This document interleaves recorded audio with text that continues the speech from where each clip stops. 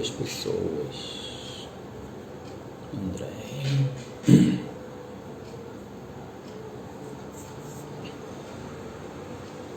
Vamos começar? Acho que podemos começar, né? Boa noite a todos. Vamos começar a nossa live para falar sobre Convenção 190 da OIT, da Organização Internacional do Trabalho.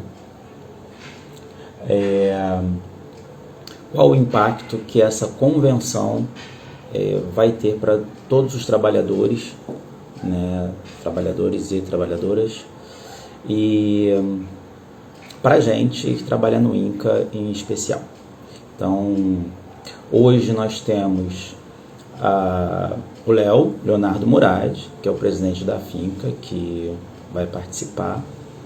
Temos a doutora Araceli, que é do escritório Cassel Rosarim, que presta assessoria para a FINCA.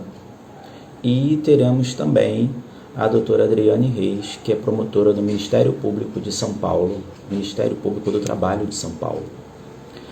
E ela é especialista estudiosa da Convenção 190 e dos impactos que ela vai ter para a gente no Brasil, assim que o Congresso ratificar a Convenção, né? Então, eu vou começar chamando... Lembrando a vocês que é para poder curtir, compartilhar, tá, com os amigos. Aqui do lado, embaixo, no canto direito, tem um aviãozinho. Se vocês clicarem nele, as mensagens, vocês vão compartilhar com seus amigos, compartilha com todo mundo que trabalha no INCA. Ao lado do aviãozinho, no canto direito, embaixo da tela, tem um balãozinho com uma interrogação. Se vocês tiverem perguntas, coloquem aqui, clica no balãozinho com a interrogação e escreve ali, porque se vocês colocarem nos comentários, a pergunta vai sumir e eu não vou conseguir acompanhar e não vou conseguir perguntar depois, tá bom? Vou lembrar a vocês que quando a gente terminar essa live, nós vamos fazer um upload dessa live para o YouTube. Então avise os seus amigos que não tem Instagram, que eles vão poder assistir essa live no YouTube. Infelizmente eu não consegui fazer essa conexão ainda, não sou muito bom em tecnologia, estou tentando, mas a gente vai baixar o vídeo e vai colocar no YouTube, tá bom? Então, para a gente começar, eu vou chamar o Léo, que vai fazer uma breve apresentação dele. Depois eu vou chamar a doutora Araceli para fazer também a sua breve apresentação e fazer um breve comentário. E logo em seguida eu vou chamar a doutora Adriane para poder ela fazer a apresentação dela e começar a explicar sobre a Convenção 190, tá bom?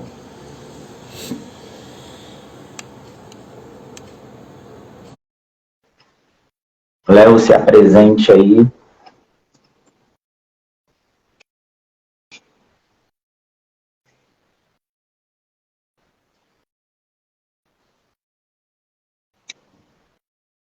Esperando o Leonardo entrar. Então, eu estou vendo alguma coisa que não... Leonardo? Travou? Pronto. Acertando as coisas aqui. Tecnologia. Uhum. Então, gente, bem-vindo a todos. Muito obrigado por vocês estarem aqui conosco, assistindo a nossa live. Quero agradecer bastante ao Rodney por estar aqui conduzindo essa live, né? Ele sabe fazer isso muito bem. E agradecer também às nossas convidadas por terem aceitado esse nosso desafio. E queria lembrar a todos vocês que a FINCA tem feito um esforço muito grande para que a gente possa fazer esse combate aí ao assédio, né? mediar conflitos, reconhecer realmente o que é assédio, acabar desmistificando, né? Desmistificar o que é assédio, o que não é assédio, e sempre acolhendo e amparando o servidor, né? Que essa é a nossa missão enquanto associação de funcionários do Instituto Nacional de Câncer. Tá? Então, novamente, sejam bem-vindos. Eu espero realmente que seja muito proveitosa essa nossa live e que, inclusive, convidem seus colegas para assistirem, divulguem o link dessa live e até mesmo façam a divulgação quando ficar gravado no YouTube, tá? Que é importante que a gente tenha isso tudo bem divulgado, bem difundido entre todos os trabalhadores, tá? Vamos lá, Rodney. Eu tenho que virar a câmera, Rodney? Melhor? Então, a sua câmera, para mim, está travada. Ah, é? Eu estou vendo, não sei o que é isso, mas parece um lençol. Não, cara, não é mais não. Mas para virei mim, para mim. Travou? Para mim está travada. Agora mudou. Agora eu estou vendo você agora. Tá. Tudo bem. Vou chamar a doutora Araceli agora e ela vai fazer uma breve apresentação. Nenhuma solicitação. Doutora Araceli, seja muito bem-vinda. Faça a sua breve apresentação e em seguida a gente chama a doutora Adriane.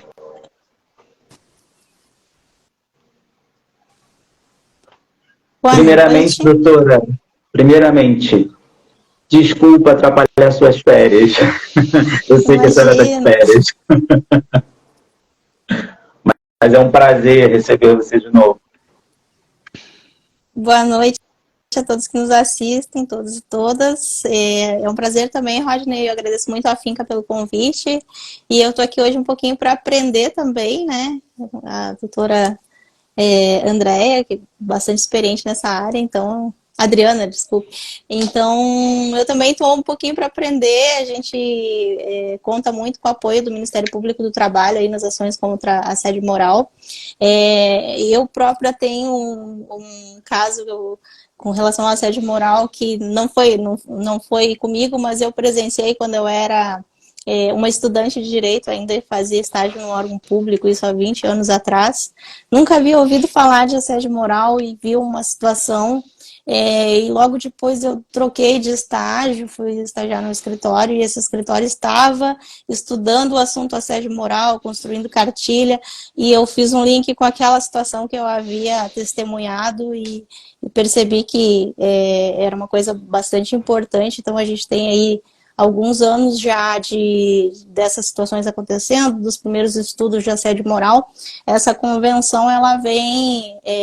um pouco tarde, mas antes tarde do que nunca, né? Então esperamos aí que o Brasil ratifique, e estou aqui também para ouvir a doutora Adriana sobre esse assunto e tirar algumas dúvidas também, tanto minhas quanto dos servidores, né? Tirar as minhas com a doutora Adriana e no que eu puder colaborar também. Então, muito obrigada aí, a Finca, pelo convite.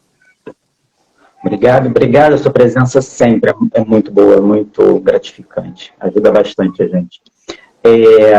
Como diz uma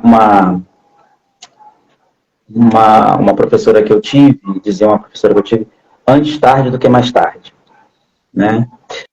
Eu vou chamar a doutora Adriane para poder ela fazer uma breve apresentação dela e já entrar no assunto. Doutora Adriane Reis, seja muito bem-vinda. Só aceitar aí o convite. Boa noite, Boa noite, vira a câmera. A gente está vendo outra coisa, a gente não está te vendo. Pois eu estou vendo que eu estou com a câmera virada. A minha questão é como é que eu faço para desvirar isso, vocês sabem me dizer? Só virar Se eu virar o celular... achei aqui. Tem uma... Isso. Bem-vinda, doutora Adriane. Deu uma travada para mim. As pedras do celular e eu não iria enxergar vocês, né? Daí fica ruim fazer uma conversa assim, no escuro desse jeito, É verdade. Né? Bem-vinda, obrigado pela ajuda, obrigado pela participação. Vai esclarecer muitas dúvidas, eu tenho certeza. Vieram algumas perguntas, a gente tem algumas perguntas aqui, e eu vou te pedir só para você fazer uma breve introdução sobre biografia, né, sua mesmo, e logo em seguida falar sobre a convenção e esse impacto que ela vai trazer para o Brasil. Bom, bem, eu sou Adriane Reis de Araújo, sou procuradora regional do trabalho, estudo essa questão do assédio moral desde 2004, mais ou menos, né? Porque a atuação do Ministério Público do Trabalho no tema já começou em 2001, pelo menos, né? A ação mais antiga que eu conheço sobre esse assunto. Eu estive à frente da Coordenação Nacional de Promoção da Igualdade de Oportunidades e Eliminação da Discriminação no Trabalho, que é justamente a coordenação dentro do Ministério Público do Trabalho, que cuida das questões relacionadas à violência e ao assédio no trabalho, né? Ali nós temos um grupo de trabalho sobre violência e assédio, e já tivemos alguns projetos também nacionais de enfrentamento a essa questão. Eu particularmente estudo esse tema já há muito tempo, foi o tema objeto da minha dissertação de mestrado em 2006, mas a gente...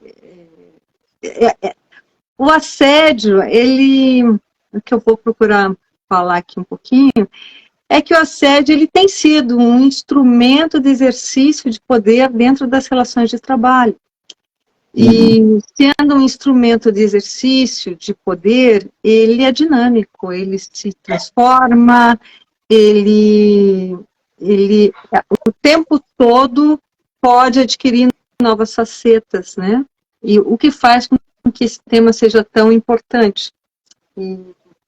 Bem, então, feita essa minha breve apresentação a respeito do assunto, eu vou falar especificamente em relação à Convenção 190, que está tramitando no nosso Congresso Nacional para ratificação. Essa convenção ela foi aprovada na Assembleia da Organização Internacional do Trabalho de 2019, ou seja, no centenário da OIT, ela foi aprovada. E ela foi aprovada após uma consulta que aconteceu no ano anterior, junto a todos os países, 187 países que são integrantes dessa organização, e não apenas dos governos, mas dos empregadores e também dos trabalhadores, né? A OIT ela tem essa característica de ser uma organização tripartite, então todas as deliberações elas contam com a participação de Estado, empresas e trabalhadores. Então, essa convenção ela foi aprovada em 2019 e ela entrou em vigência internacional em 2021 e, para nossa alegria, ela foi encaminhada para ratificação pelo governo brasileiro no dia 8 de março deste ano, dentro de um pacote de medidas de tutela da mulher, né? Atualmente, nós temos já 31 países que ratificaram essa convenção. E a gente espera que o Brasil se integre a esse grupo o mais breve possível. Então, o que nós temos da realidade do assédio moral dentro do nosso ordenamento, da nossa prática jurídica? A primeira coisa que é importante a gente saber é que não há uma norma jurídica que conceitue assédio moral dentro do direito brasileiro. Toda a construção que nós temos é uma construção baseada em decisões judiciais, na jurisprudência. Então, nós não temos uma regra, nós temos, assim, uma lei ou outra esparsa, mas que tratam desse tema de maneira tangencial. Para o trabalho especificamente, embora tivessem vários projetos de lei, nenhum deles chegou a ter o seu até não chegou a se converter em legislação.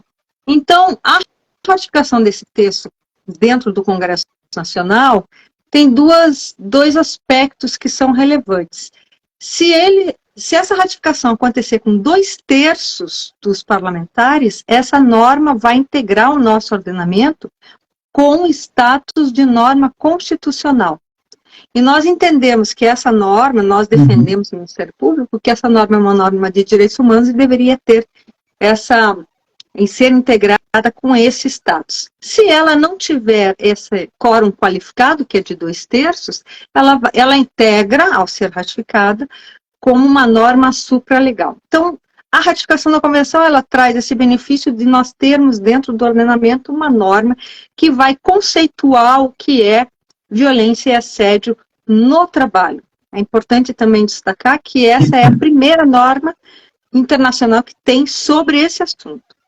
E vou falar brevemente um pouco dos conceitos que essa norma traz para a gente fazer um diálogo aqui, né? Então, ela traz várias novidades. A primeira novidade que essa convenção traz é que ela se dirige ao mundo do trabalho. Ela não se dirige a empregados e empregadores. Ela se dirige ao mundo do trabalho. Isso é muito importante porque hoje nós temos um percentual muito alto de informalidade nas relações de trabalho. Nós temos um percentual muito alto de pessoas que trabalham como fornecedores, que transitam no mundo do trabalho, mas não integram de uma maneira definitiva e tão permanente. Mas, apesar disso, influenciam esse ambiente. Então, o mundo do trabalho é composto de quem? De todos os empregados, mas também todos os autônomos, os fornecedores, as pessoas que se candidatam ao emprego, as pessoas que se aposentaram, as pessoas que estão em formação, por exemplo, os estagiários, os aprendizes, os terceirizados. Todas essas pessoas são tuteladas pelas normas da Convenção 190 da OIT. Essa norma ela se dirige ao público e ao privado. Se dirige ao ambiente urbano e ao ambiente rural. Ela tem essa pretensão de ser o mais ampla possível. E ao ter essa pretensão de amplitude, ela traz um conceito de violência e assédio também bastante amplo. E ela diz que é violência e assédio no trabalho, práticas ou comportamentos inaceitáveis, ou ameaças de práticas e ameaças de comportamento que são inaceitáveis. Seja porque eles têm uma intenção, seja porque eles têm um resultado ou um potencial resultado de dano. Um dano que pode ser patrimonial, físico, psicológico ou sexual. Esse comportamento ou essa prática, eles não precisam ser repetidos. Podem ocorrer uma única vez. Então, essa é uma das novidades. A nossa jurisprudência nacional, ela adotou como um dos requisitos do reconhecimento do assédio moral que essa prática fosse reiterada e sistemática, ou seja, que houvesse uma quantidade grande, um conjunto de ações que poderiam ser conectadas, todas essas ações que seriam ações abusivas, ações ilícitas, com o intuito de constranger e humilhar alguém. Hoje, pela norma da Convenção 190, não é necessária essa repetição. O que é necessário? Que ela tenha a intenção ou resultado ou potencial resultado de dano patrimonial, físico, psicológico ou sexual. Esse é o requisito. Essa convenção ela traz um outro aspecto muito interessante, que ela requer, no momento da análise da violência e do assédio, se há fatores de vulnerabilidade da vítima. Então, ela pede uma análise interseccional da questão.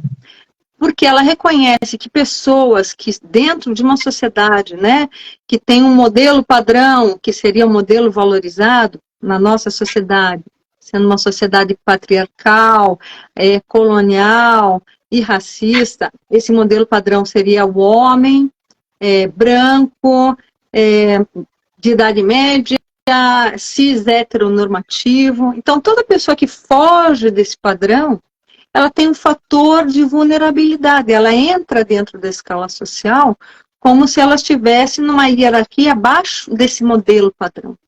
E quanto mais fatores essa pessoa tiver, maior é a vulnerabilidade. Então, isso distingue as diversas pessoas que podem ser vítimas de assédio moral, estabelecendo uma preocupação maior com aquelas pessoas que têm fatores de vulnerabilidade combinados. Então, por exemplo, é diferente a prática do assédio moral em relação a um homem. E se esse homem for um homem negro, é diferente. Se for um homem negro e gay, é diferente. Então, ela faz essa análise. Dentro dessa convenção, ela destaca particularmente a violência contra a mulher, né, trazendo um conceito de violência e assédio baseado em gênero, falando que é aquela violência e assédio em que o fator de discriminação ele está claramente assentado no gênero da pessoa que é vítima dessa situação de violência e de assédio. Então, esse é o conceito da Convenção 190, para vocês verem, é uma coisa diferente. A Convenção 190, ela amplia também os ambientes que pode ser praticado o assédio ou a violência. Esses ambientes são os locais de trabalho, mas todas as situações também relacionadas ao trabalho. Então, eu posso ter a violência no refeitório, num evento da empresa, num momento de deslocamento ao trabalho, eu posso ter essa situação de violência e assédio até mesmo pelos meios digitais, ela traz essa possibilidade também. E ela traz um outro aspecto que é importante, que é reconhecer que violência e assédio são fatores de risco psicossociais que têm que ser analisados no ambiente de trabalho. O que significa isso? Que eu tenho que contabilizar, contar, né, a violência e o assédio dentro de uma situação de risco para adotar as medidas de segurança e medicina do trabalho pertinentes àquela função. Isso fica muito fácil quando a gente pensa, por exemplo, no setor de vigilância ou no setor bancário. Quais são as medidas necessárias de segurança para esses trabalhadores? É uma medida que claramente leva em consideração a violência que eles podem vir a sofrer de terceiros dentro desse ambiente de trabalho, mas que repercute no trabalho. Então, a Convenção, ela traz essa valoração de violência e assédio como fator de risco psicossocial. Isso está de acordo com uma lei que foi promulgada pelo governo brasileiro no final de 2022, que é a Lei 14.457, que estabelece a obrigação da CIPA em analisar o assédio como um fator de risco psicossocial no trabalho. Essa lei, ela exige também que anualmente seja debatida essa situação de violência e assédio dentro do ambiente de trabalho. Esse debate, ele vem com um aspecto preventivo de informação, né? Mas também ele permite uma maior efetividade da repressão dessa prática. E a lei, ela exige que se estabeleçam canais de denúncia dentro das empresas que tenham, ela estabeleceu como parâmetro as empresas que têm obrigação de ter CIPA, ou seja, empresas com mais de 20 trabalhadores. Mas ainda que não tenha 20 trabalhadores, com base nessa lei, a gente pode chegar à conclusão que toda e qualquer empresa tem que ter alguém responsável por essa análise. Eu fiz um panorama inicial, eu acho que daqui a gente consegue conversar várias coisas, né? Então eu passo a bola para você. Inclusive, já apareceu uma pergunta aqui no nosso no balãozinho aqui das perguntas. E aí a pergunta é: ouvidoria pode computar assédio? Ouvidoria pode o quê? Computar assédio. Também não entendi. Seria registrar o assédio? Eu acho que bem, como essa lei, ela não, né, a gente não tem essa lei que fala, a lei 14.457, mas que também não conceitua o que é assédio, mas traz essa obrigação. Antes dessa norma, o que nós tínhamos? Diversos órgãos internos fazendo exercendo a função de canal de denúncia de assédio. Então, nós tínhamos algumas ouvidorias, corregedorias, comissões, o próprio setor de RH, alguma pessoa responsável, porque não tinha uma uniformidade. Então, a Lei 14.457, ela direciona, diz, isso vai ser não necessariamente tratado pela CIPA, mas é uma das atribuições da CIPA fazer a fiscalização, se há o cumprimento dessa norma, e se não tiver nenhuma comissão, ela fica incumbida de fazer esse tipo de papel. Então, em princípio, é possível, sim, eu ter uma ouvidoria não apenas para contabilizar, ela pode ser o canal de denúncia de assédio moral dentro do ambiente de trabalho. Qual a diferença entre um órgão e outro? O canal de denúncia, ele tem que fazer a investigação relacionada àquela prática de assédio moral ou assédio sexual, né? Ter um protocolo de atendimento, esse protocolo ele tem que ser sigiloso, não pode haver retaliação em relação às pessoas que denunciam, nem às testemunhas, e todos esses cuidados, né, até você chegar ao final dessa investigação com uma proposta de sanção ou até mesmo com a sanção, dependendo de quem está encarregado dessa investigação. Deixa eu só fazer uma observação, é que eu estou vendo que tem um monte de gente fazendo comentários aqui.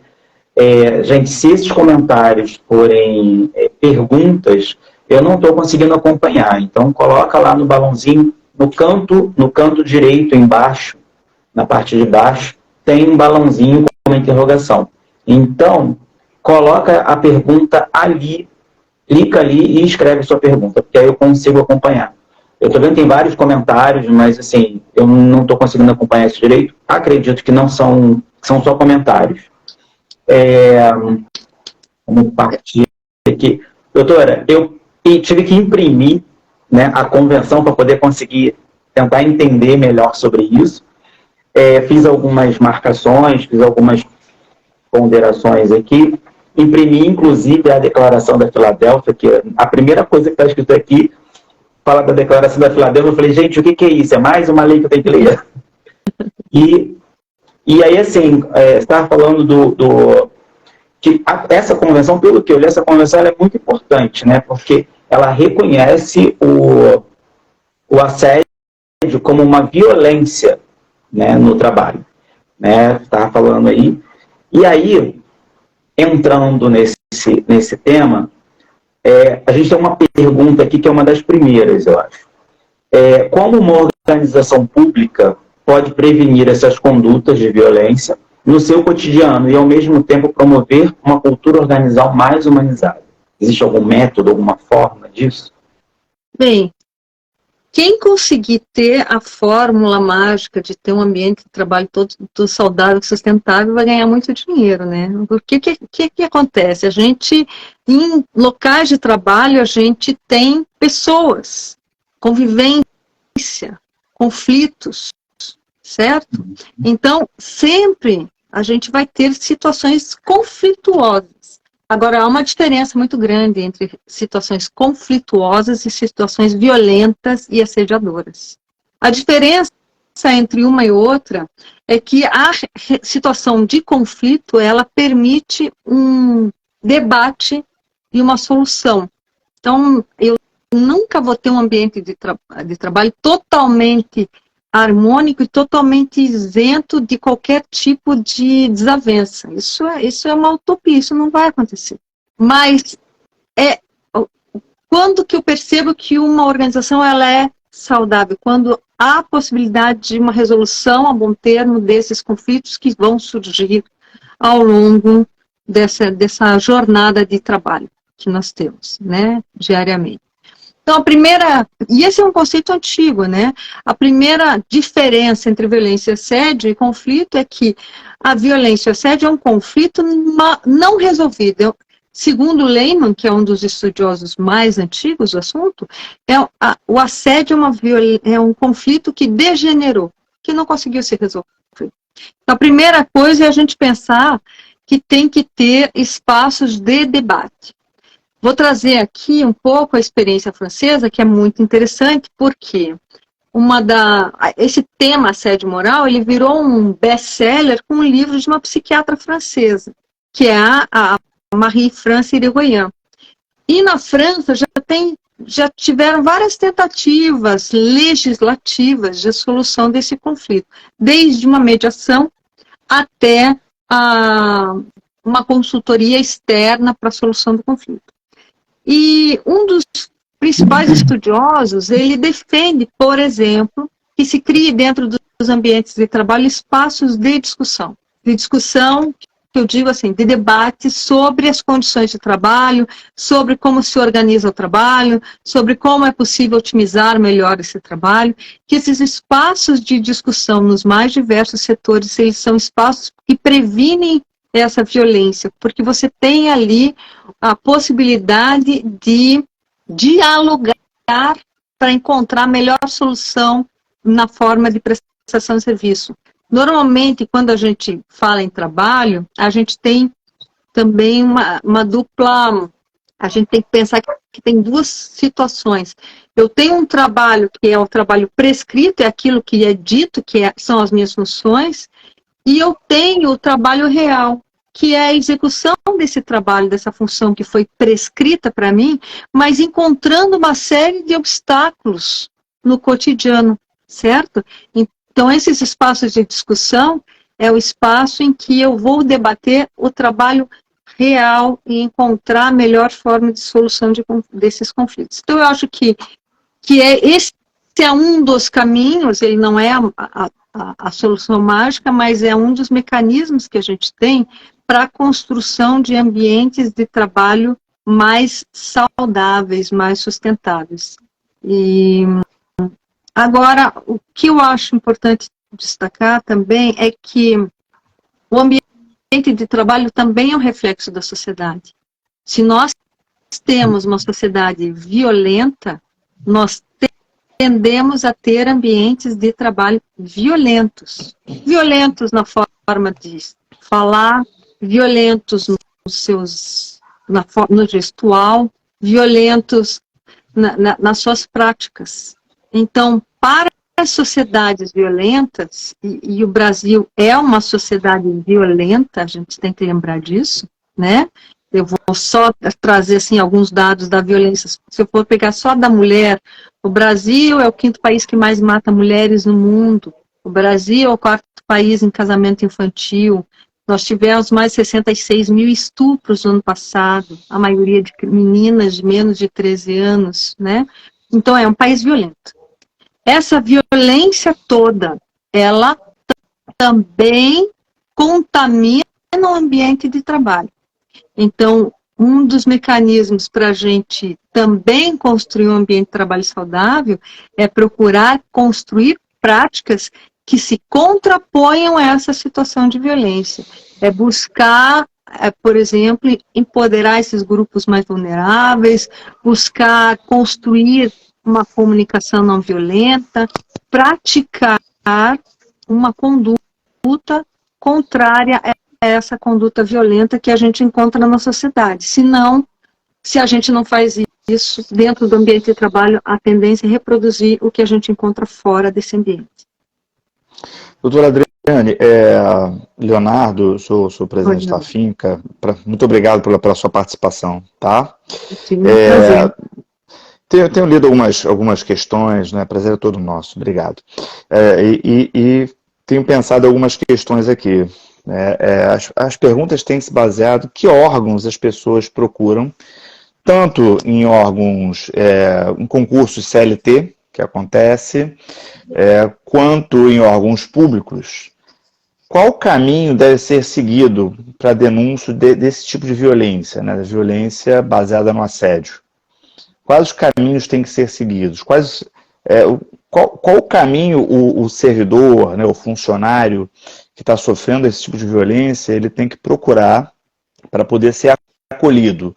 Porque alguns colegas têm colocado que falam com seus superiores e nada acontece. Denunciam, de repente, para órgãos internos dos seus locais de trabalho e nada acontece. Então, tanto em órgãos públicos, né, com contratação CLT, mas que provavelmente são vinculados a algum ministério, e órgãos públicos de administração direta, né, como o INCA, por exemplo, quais são as instâncias que devem ser feitas as denúncias, né, apuradas e acolhidas as denúncias? Sim, as denúncias podem ser feitas tanto nos sindicatos quanto no Ministério do Trabalho. Se forem seletistas, né, no Ministério Público do Trabalho. Se forem servidores estatutários, a gente também tem acolhido, tem feito essa investigação, essa intervenção, principalmente porque, como eu falei no início, a convenção, e a gente vê, né, os ambientes de trabalho como uma coisa única. Se eu tenho dentro do mesmo ambiente servidores estatutários, né, pessoas contratadas pelo contrato seletista, é um ambiente único. Então, também nesse caso, o Ministério Público do Trabalho faz a investigação dessa situação. Caso sejam apenas servidores estatutários, daí a incumbência, ela tende a ser pelo Ministério Público Estadual, no caso dos órgãos estaduais, e federal, no caso dos órgãos federais, certo? Corregedorias dos ministérios. Pode ser também corregedorias, né? Também podem. Aí é um órgão, inclusive tem a Corregedoria Geral da União, né? Eles têm todo um procedimento, eles têm um cuidado para ter mais autonomia dentro das diversas instituições. Eu me lembro que eles têm esse tipo de prática. Agora, o que acontece? Às vezes a gente não se sente, a pessoa que é vítima de assédio ou de violência, ela não se sente à vontade para fazer essa denúncia internamente, né? Porque tem algum tipo de desconfiança em relação às pessoas que estão dentro desse setor, ou então tem o receio de ficar extremamente exposta, qualquer coisa no gênero. Por isso que eu estou trazendo a denúncia fora do local de trabalho, né? Mas pela convenção, pela legislação, todas as empresas têm que ter um canal de denúncia. Aí é verificar se esse canal ele tem efetividade ou não. Se ele tiver, é o primeiro caminho para fazer essa denúncia. Mas se não tiver, aí eu recomendo que a denúncia seja feita nos mais diversos órgãos, para o Ministério Público do Trabalho, sempre é possível fazer essa denúncia. Ela acontece na nossa página, mpt.mp.br, tem um ícone denúncia, você clica ali, você pode fazer essa denúncia anônima ou sigilosa. O que é importante é ter uma descrição bem clara do que aconteceu, do que está acontecendo, porque muitas vezes isso perdura no tempo, o que está acontecendo, quem testemunhou esses atos, ou quem está praticando, qual o setor, quais são os atos que foram praticados, se tiver algum documento, reunir, apresentar esses documentos também juntos. Às vezes a gente tem, por exemplo, fotografias, tem e-mails, tem mensagens de WhatsApp, até mesmo gravações de áudio, onde você percebe aquela situação de violência.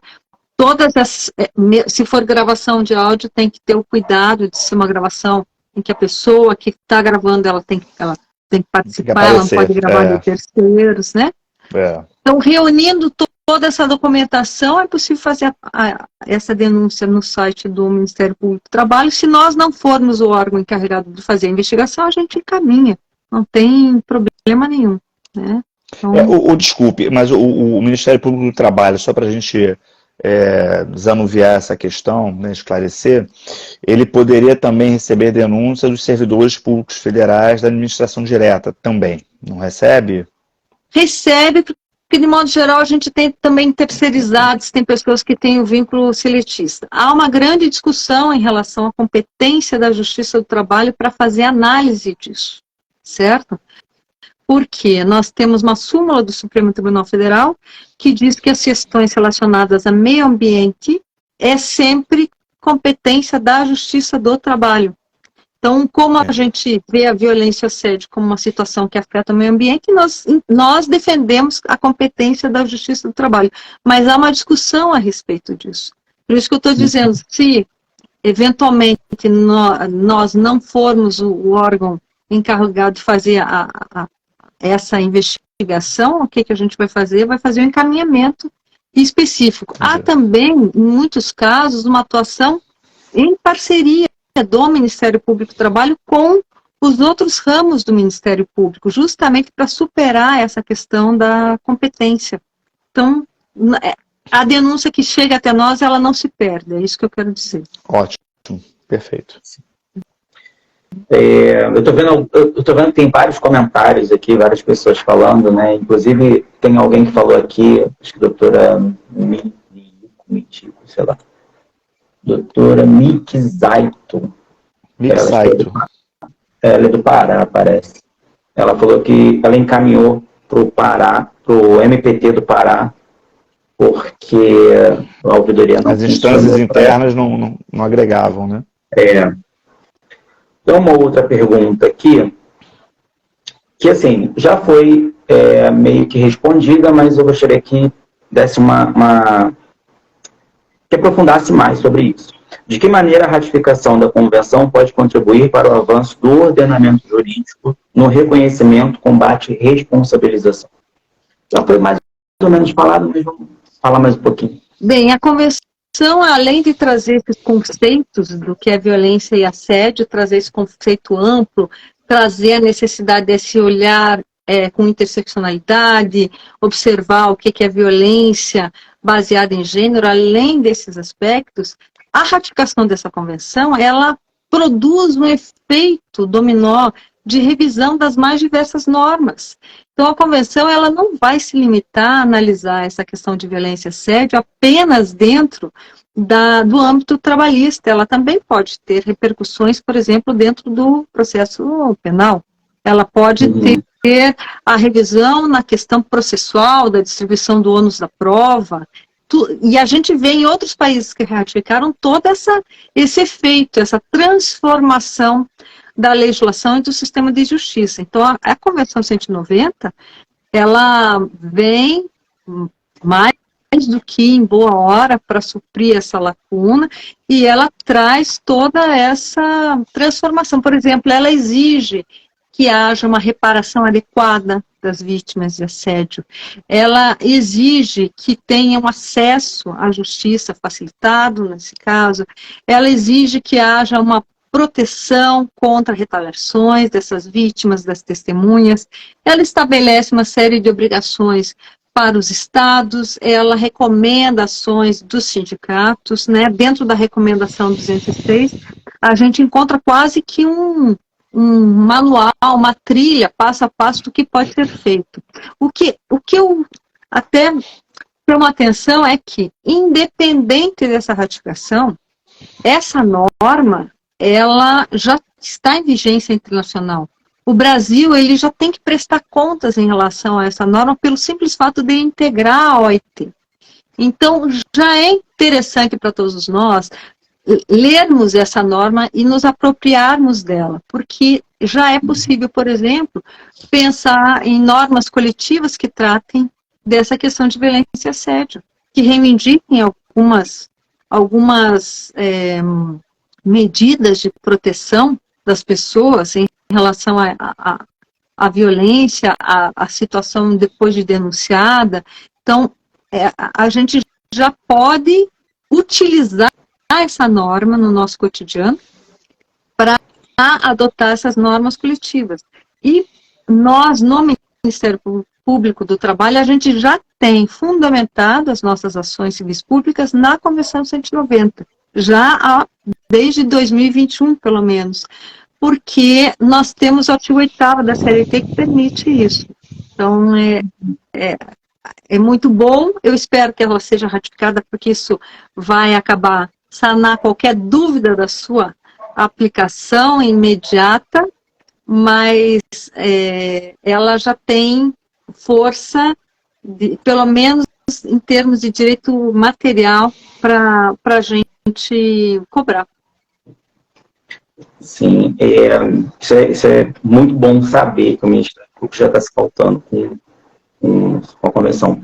Eu queria perguntar se a doutora Araceli tem alguma pergunta, porque a doutora Araceli fica sempre quietinha, sempre prestando atenção nas reuniões. E aí eu estou aqui aprendendo bastante com a doutora Adriane. Sensacionais. Tem algumas considerações que eu queria fazer, inclusive com relação a essa questão do impacto, né? Porque uma coisa importante que a doutora Adriane destacou na convenção é a questão da desnecessidade de reiteração da conduta, né?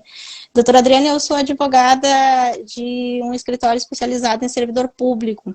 Trabalho com isso aí em torno de 20 anos, desde que eu era estagiária.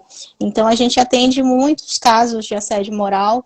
Inclusive, em alguns casos, nós já contamos com o apoio do MPT, encaminhamos as denúncias para o MPT, embora não tenham resultado em ações, a simples participação do MPT na solicitação de informações para os órgãos já nos ajudou bastante.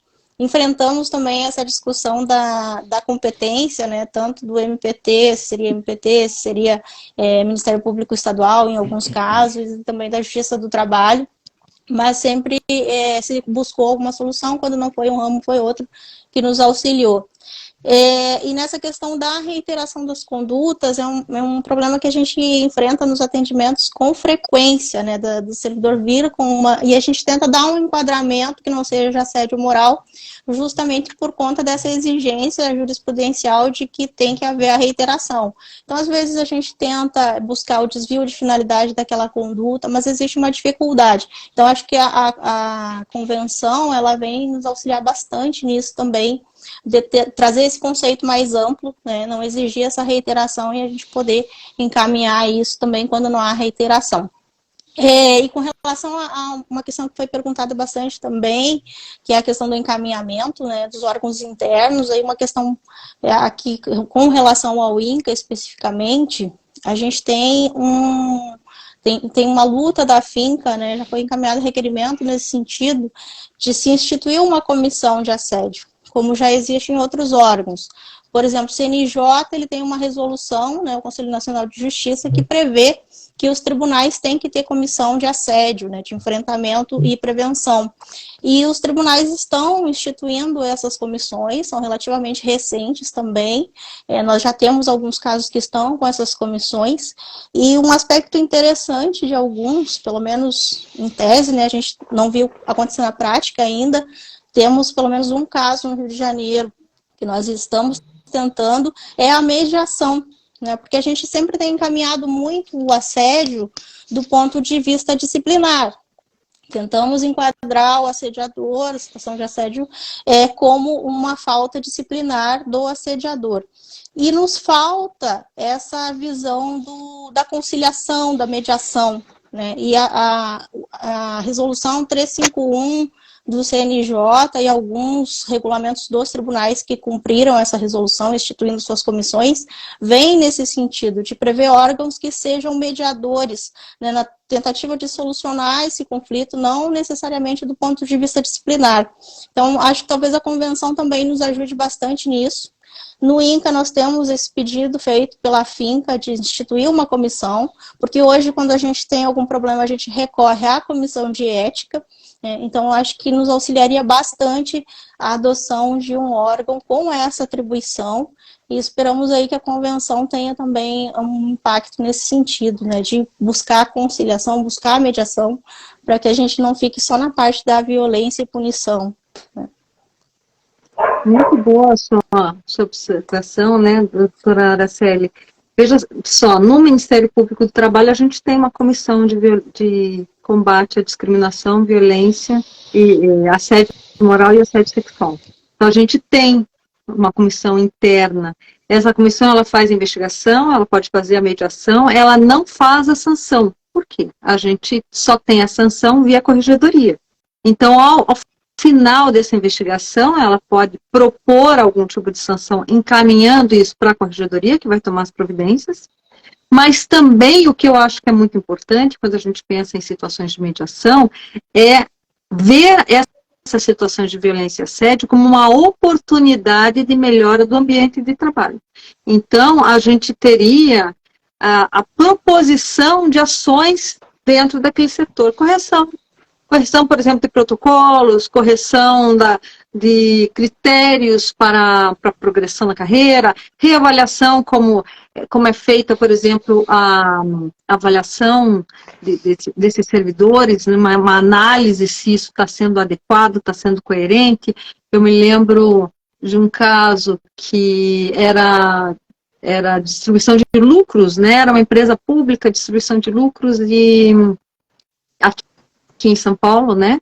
E daí eles estavam querendo colocar como um dos requisitos para fazer essa distribuição dos lucros um aspecto que fugiu ao controle totalmente do trabalhador, da trabalhadora, e produzia uma situação de muita instabilidade que poderia gerar violência. Então, por exemplo, ao se constatar uma situação dessa de violência e assédio, é possível se corrigir. Então, ver a mediação como a denúncia que leva a uma mediação, mas não ter a mediação como a última, uma solução que resolve todos os problemas. A mediação, ela resolve o conflito entre as pessoas envolvidas diretamente. Mas utilizar essa denúncia como uma oportunidade de correção do ambiente de trabalho. Eu acho que isso é importante a gente pensar. Hoje, a gente ainda tem muitas pessoas muito apegadas ao conceito de assédio reiterado e sistemático. Ainda tem isso, né? Mas a convenção, ela traz dois termos, violência e assédio. Então, o que eu acho que a gente faz dentro do Ministério Público do Trabalho é utilizar o termo violência e assédio juntos, porque se eventualmente não o julgador ele tiver essa compreensão de que é necessária essa sistematização e repetição, ele pelo menos não vai fugir à obrigação de tutelar uma situação de violência, porque a violência está ali escrita, né? Então, é muito interessante esse conceito. Esse conceito de assédio, ele não é, a gente não deve ficar estranhando tanto ter o conceito de assédio num único ato. Já de longa data, nós temos alguns países que reconhecem o assédio num único ato. Basta que essa violência seja grave o suficiente para produzir um efeito de longo prazo, né? Um dos países que tem legislação assim é o Canadá, já de longa data, e o Canadá tem a prática da mediação também, dentro do seu ordenamento, né? Então, eu espero que o Brasil avance nesse sentido. Muito interessante a explanação, tanto da doutora Araceli quanto da doutora Adriane. Um dos comentários colocados aqui foi da Camila, que é do nosso RH, e ela traz uma realidade que a Finca trouxe isso para a gestão, e a gestão atual acatou a sugestão, né, a gente vem trabalhando com isso há algum tempo, de criar essa comissão de conflito. Né? Então a gente está andando bem nesse aspecto, e a gente espera em breve ter essa aprovação e ter uma comissão de servidores, né, que fazem parte e possam colaborar com essa mediação de conflito.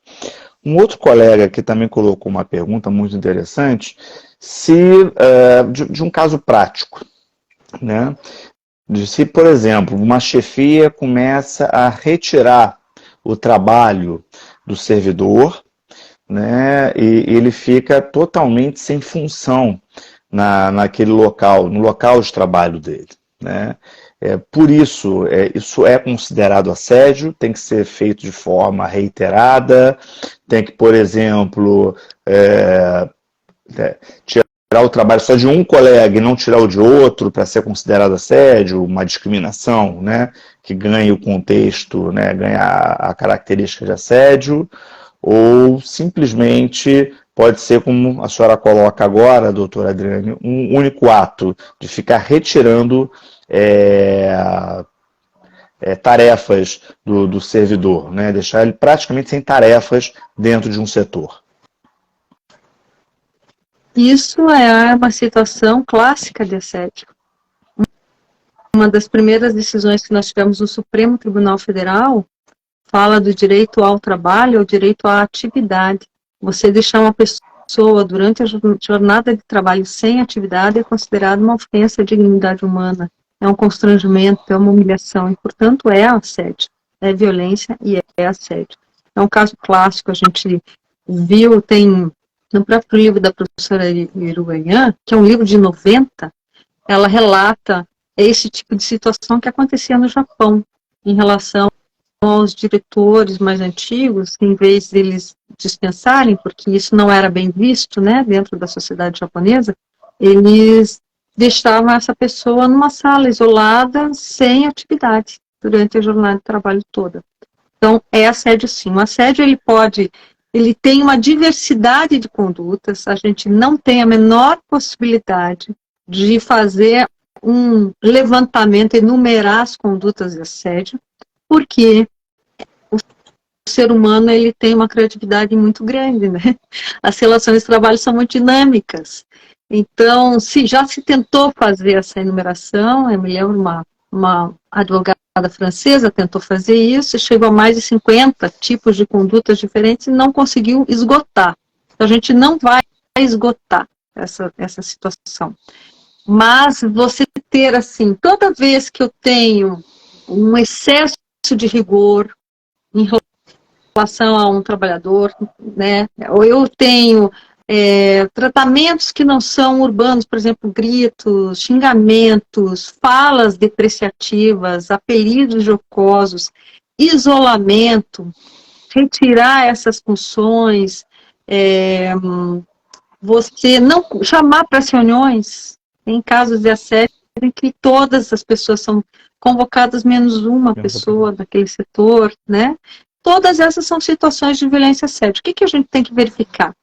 Se esse comportamento, essa prática, ela é aceitável, moralmente aceitável, dentro do nosso contexto social, ela é aceitável, ou você percebe nessa prática um constrangimento e uma humilhação? É isso que é o conceito, né? Prática ou comportamento inaceitável. Mas eu posso também, eu vou mais além, eu vou dizer, essa prática, esse comportamento tem não apenas a intenção, mas ele pode ter o resultado ou o potencial resultado de causar dano patrimonial, físico, sexual ou psicológico. Então, você ficar uma jornada inteira de trabalho sem nenhum tipo de atividade, no mínimo, eu vou ter uma repercussão psicológica. Se essa inatividade, ela me prejudica numa progressão de carreira, eu tenho um dano patrimonial também. Se essa violência, ela me expõe a situações de abuso sexual, eu vou ter um dano sexual e assim por diante, certo? Então, é analisar no caso concreto qual é aquele fato que está sendo narrado, aquele comportamento que está sendo narrado e verificar quais são os efeitos dele dentro do contrato de trabalho, para a gente verificar se é uma violência ou assédio.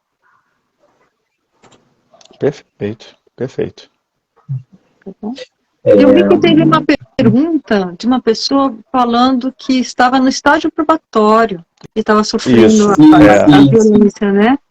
Sim, eu acho que foi da doutora Miki Saito, que ela fala justamente que ela está no período probatório,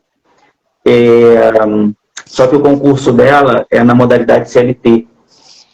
Né? Então, mas ela falou em algum momento ali também que ela entrou com um processo no MPT do Pará. Foi a mesma pessoa. Só para chamar a atenção que o assédio, a violência e o assédio pode acontecer em qualquer momento da relação de trabalho, até no momento da contratação. A gente tem, no momento da seleção, a gente tem situações de violência e assédio. Principalmente assédio sexual, a gente vê, né?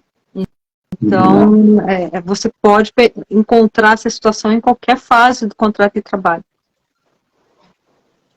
Então, eu quero pedir desculpa que toda hora eu estou olhando para o lado, porque eu estou com a live aberta no computador, eu estou com o WhatsApp aberto também, porque algumas pessoas estavam reclamando que não está aparecendo o balãozinho de perguntas, estão escrevendo nos comentários, e aí o nosso social media está me passando as informações que ele está conseguindo ver no WhatsApp. Então, assim, toda hora eu estou olhando para lá, olhando para cá, porque, né, a gente precisa conseguir entender. A ameaça de ser exonerada durante o período probatório.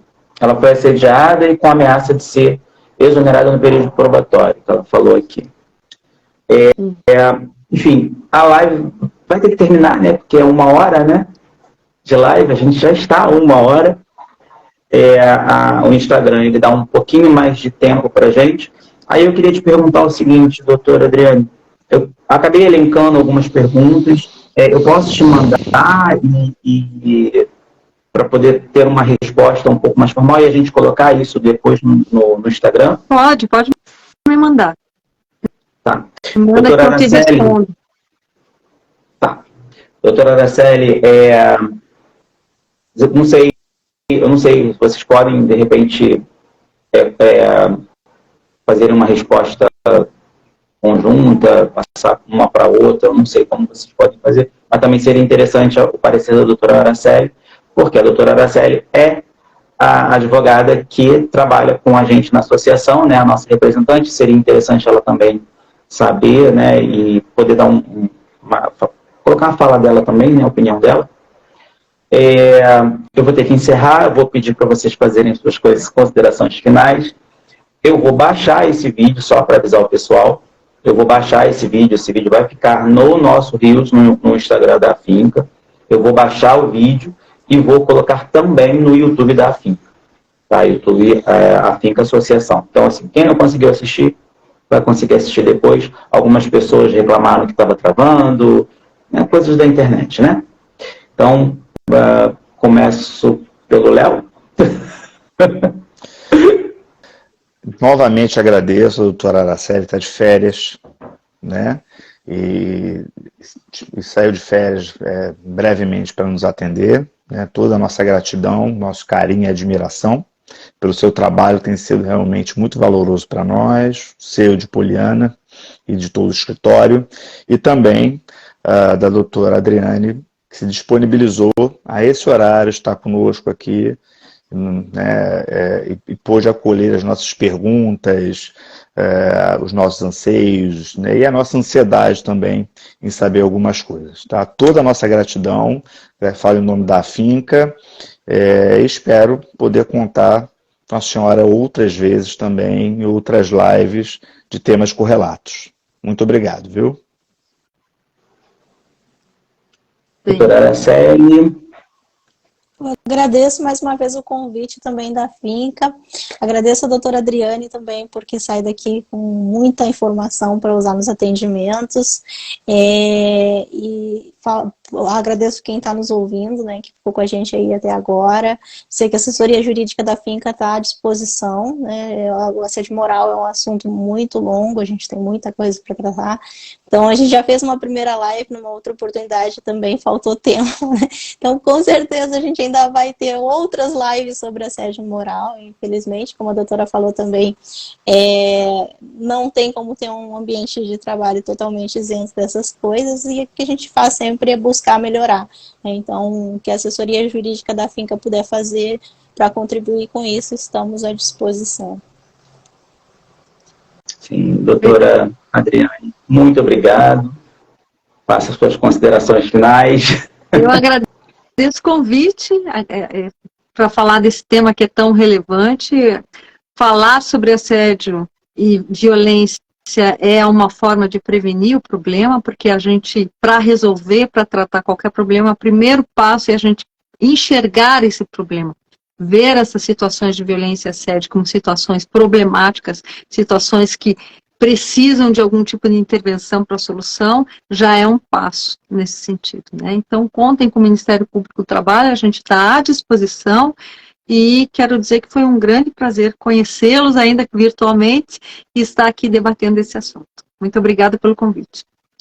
Bom, como a doutora Araceli falou, né, já é a segunda live que a gente está fazendo. Inclusive, a nossa live seria em julho e a gente não conseguiu por uma instabilidade no Instagram. Tentando fazer uma série de lives, porque assédio é um assunto muito extenso, com vários meandros, né? Assim, são várias coisas. Então, a gente está tentando fazer algumas lives para poder tentar falar mais e trazer mais informação para os nossos, principalmente para os nossos associados, mas para todos os servidores do INPE e todas as outras pessoas que têm interesse no tema. Quero agradecer a todo mundo, muito obrigado. Doutora Adriane, muito obrigado pela disponibilidade, eu sei que a senhora é muito ocupada, mas muito obrigado. Doutora Araceli, desculpa atrapalhar as suas férias, muito obrigado de novo, sempre com a gente.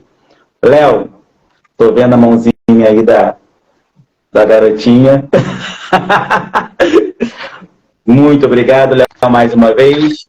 E a gente vai encerrar por aqui, antes que o Instagram corte a gente. Né? Muito obrigado. Tchau, gente. Obrigado, Sim, tá? Contem com a FIMA. Tchau, tchau. Boa noite. Tchau, tchau. Boa noite.